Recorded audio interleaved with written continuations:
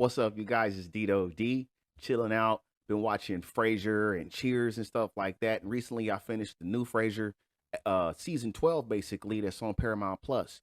How did I like it? Well, when it first started off, I was kind of, on the fence because the writing has changed. If you're a fan of the original Frasier, which I was back in the day, I used to watch it when I was young, not very often. I didn't always see the episodes.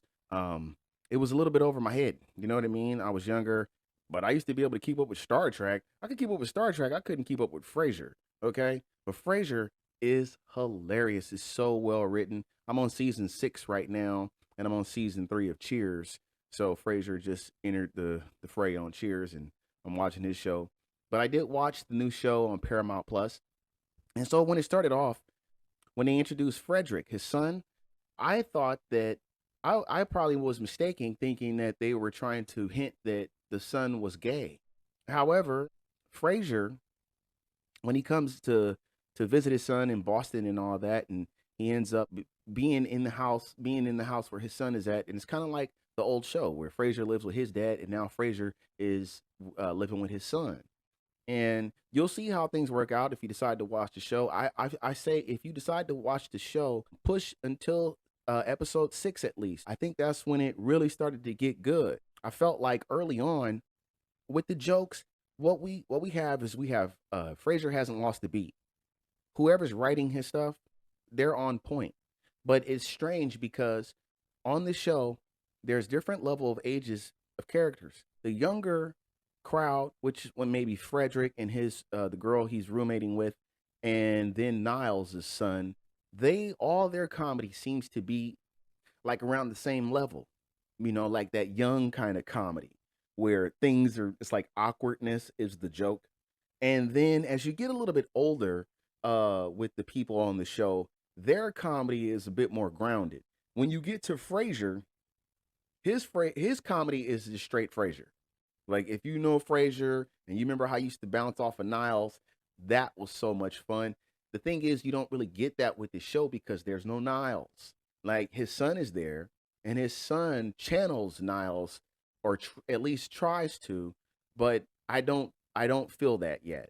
I feel like the younger crowd in the show, they need to step up their their comedy timing and game. But they did 8 episodes for this new season of Frasier. I call it the new season of Frasier. I'm not really calling it a new show because it's still called Frasier.